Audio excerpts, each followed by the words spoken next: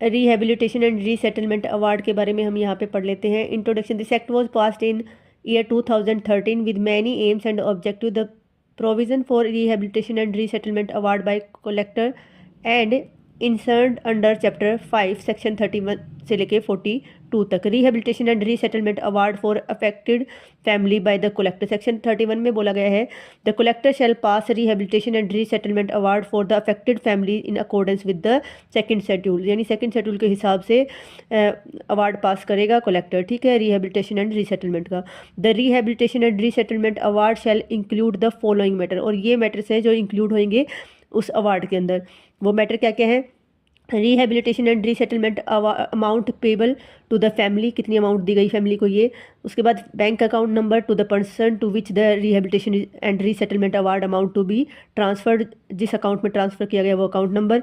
उसके बाद particular to have a house site and house to be allotted in case of displaced families, land allotted to displaced families, one time substance and transport allowance. उसके बाद cattle shed and पेटी shops, one time amount of artiers and small trades, mandatory expenditure of members of affected families या fishing right या immunity और other entitlement. उसके बाद और आपके जो है SC और ST के लिए जो प्रोविज़न प्रोवाइड है वो भी यहाँ पे इंक्लूड होंगे। ये आपका सेक्शन 31 में गिवन है। सेक्शन 33 बोलता है correction of to award by collector within 6 month if there is any clerical mistake for passing the award then collector have power to correct that award, यानी अगर कोई क्लैरिकल मिस्टेक होती है तो collector के पास पावर है उसको करेक्ट करने की, विद इन 6 मंथ उसको ये करेक्ट कर लेनी है। ये आपका सेक्शन 33 में गिवन है। सेक्शन 34 बोलता है कि adjournment of the inquiry, the collector may adjourn the inquiry conducted under this act to a date fixed, वो इंक्वायरी के लिए एक डेट फिक्स कर सकता है और एडजस्ट कर सकता है इंक्वायरी को। उसके बाद सेक्शन 35 बोलता है आपका power to summon and enforce attendance of witness and production of document. Collector के पास पावर है कि वो सेक्शन 35 में power to summon and enforce attendance of witness and productions of document ये गिवन है।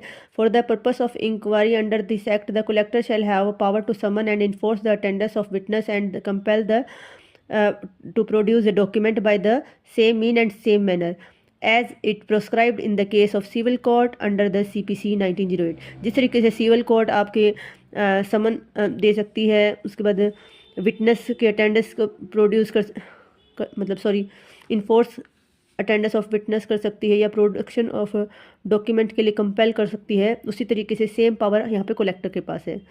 उसके बाद सेक्शन 36 की बात कर लेते हैं। Power to call for record etcetera, the appropriate government may at any time before the award is made by the collector under section 30 that is solatium award call for an record of any proceeding to satisfy himself that the proceeding of collector conducted in accordance with this act, यानी before the award वो record के लिए call कर सकते हैं। ये बात आपके सेक्शन 36 में बताई गई है। सेक्शन 37 बोलता है award for the collector when to be final, कब इसको फाइनल माना जाएगा। The award shall be final in the collector's office, be final and conclusive, shall binding on the collector and person interested for such award. तो वो जो final होने के बाद वो बाइंडिंग होएगा कलेक्टर और पर्सनस के ऊपर जो कि इंटरेस्टेड है। The collector shall give immediate notice to his award to such of the interested who are not present personally or through their representative when the award are made. तो immediately notice collector के द्वारा दिया जाएगा उस person को जो interested है या फिर उसके रिप्रेजेंटेटिव को। सेक्शन 38 बोलता है power to take possession of land to be acquired, the collector shall take the possession of land after paying the amount of compensation as well as resettlement and rehabilitation. तो possession ले सकता है after paying the amount या फिर after paying the amount of compensation, या फिर उसने क्या कर दिया हो एज वेल एज रीसेटलमेंट और रिहेबिलिटेशन क्या कर दिया हो। पे किस तरीके से करेगा, paying compensation within 3 month, resettlement and rehabilitation का अवार्ड क्या आएगा विद इन 6 मंथ फॉर क्या है for monetary part, and second and third schedule component will provide within 18 month from the date of award. Irrigation या hyper project case में आपके rehabilitation and resettlement shall be compelled 6 month prior to the land acquired, ठीक है।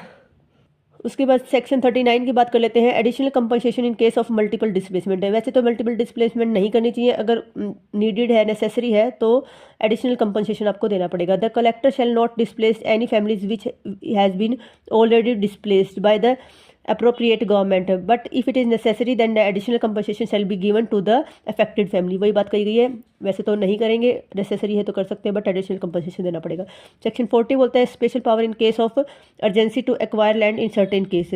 इन case of urgency the collector may on the expiry of 30 days from the publication of the notice take the possession of any land needed for a public purpose. Public purpose के लिए जब भी कोई land चाहिएगी urgency के case में, तो notice जो publish किया जाएगा उसके 30 डेज़ के बाद, एक्सपायर होने के बाद वो पोजीशन ले सकता है। अब अर्जेंसी किस टाइप की हो सकती है? डिफेंस से, नेशनल सिक्योरिटी से, या any urgency due to natural calamity, या फिर कोई इमरजेंसी आपकी अप्रूव्ड बाय पार्लियामेंट है। इस टाइप की इमरजेंसी के लिए जो नोटिस के 30 डेज़ के अंदर वो पोजीशन 30 डेज के एक्सपायर होने के बाद पोजीशन ले सकता है collector.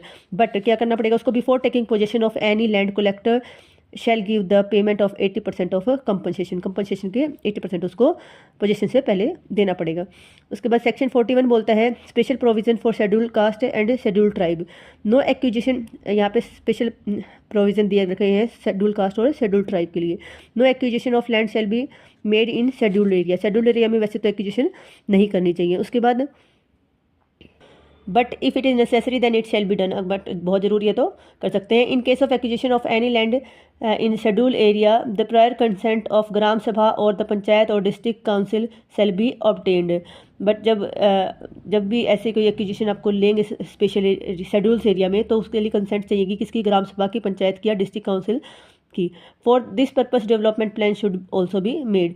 If land of acquired from the member of SC/ST then its 1/3 compensation shall be paid to that person immediately as the first instalment.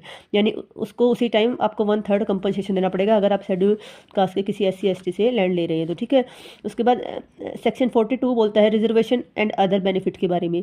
All the benefit including reservation benefit which are available to the schedule tribe and schedule caste in affected area shall continue in the settlement area. यानी जहाँ पे वो थे originally settled, वहाँ पे जो reservation जो benefit ले रहे थे, जहाँ पे रीसेटल करके जो वहाँ सेटल किए जाएंगे, वहाँ पे भी वो सेम बेनिफिट उनको या सेम रिजर्वेशन उनको वहाँ पे मिलनी चाहिए। ये सेक्शन 42 में बताया गया है।